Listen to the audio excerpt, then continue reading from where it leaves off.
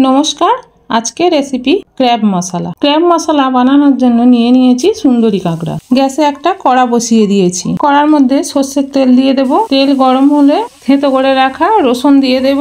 রসুনটা একটু লাল লাল হয়ে গেলে কুচি রাখা পেঁয়াজ দিয়ে দেব। পেঁয়াজটা একটু ভেজে নিয়ে দিয়ে দেব আদা বাটা।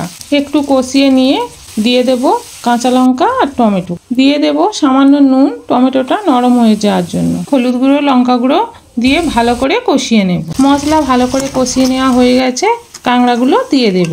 এই কাঁকড়াগুলো একটু মিষ্টি মিষ্টি হয়, ঝালের পরিমাণটা বেশি দিয়েছি। আপনারা ঝালের পরিমাণটা আপনাদের পরিমাণ মতো দেবেন। কাঁকড়ার ঘিটা বাটিতে তুলে রেখেছিলাম, ওপর থেকে দিয়ে হালকা কষিয়ে জল ঢেলে দেব। 5 মিনিট চাপা দিয়ে কাঁকড়াগুলোকে সিদ্ধ করে নেব।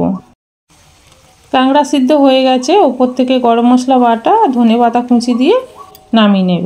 রেসিপিটা কেমন লাগলো অবশ্যই কমেন্ট করে জানাবেন। ভালো লাগলে লাইক, কমেন্ট, শেয়ার করবেন।